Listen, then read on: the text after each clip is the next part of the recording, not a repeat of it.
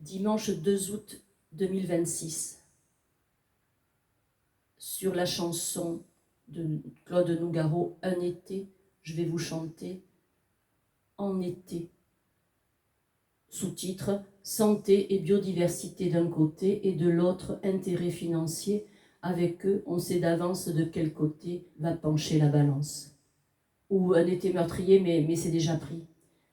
Le 20 juillet a été adoptée la loi permettant la réintroduction des pesticides néonicotinoïdes, malgré l'alerte du Conseil national de l'ordre des médecins et toutes les études scientifiques qui prouvent leur nocivité.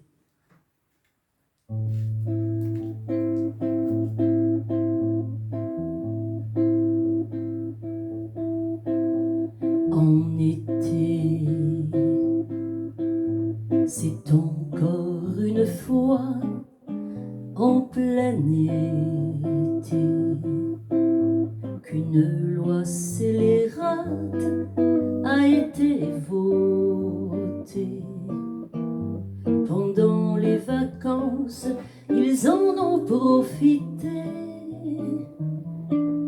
Les congés, la canicule et les grands feux de forêt. De quoi être déjà bien préoccupés. Ils nous font le coup toutes les années. Et en ce 20 juillet, la loi d'urgence agricole est adoptée. Comme la loi du plomb n'était pas passée, industriels et lobby ont gagné. Oh non, non, ce n'est pas parce que cette loi change de nom qu'elle en est moins dangereuse. On nous prend pour des cons. Ces substances toxiques, rien que leur nom, l'acétamipride, neurotoxique notoire, c'est un vrai suicide. Le flupyradifurone, tu frissonnes. D'abord interdit, revient sur le tapis. L'ANSES ne peut plus rien dire. L'agence censée protéger les humains, les plantes, les animaux, s'époumonnent en vain.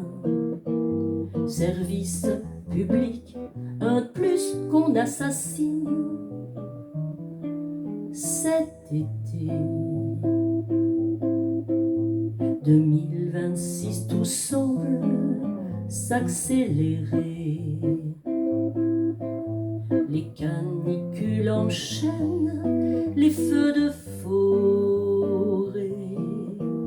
Et le gouvernement, où c'est qu'il est cet été? On ne maîtrise plus tous ces incendies. Et le gouvernement, qu'est-ce qu'il en dit? Encore une fois, il ne fait que du mal. Cette loi, c'est un scandale. On touche le fond, la planète est malade.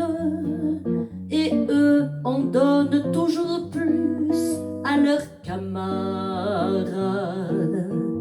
On en a plein le dos, faut rien lâcher, rien lâcher.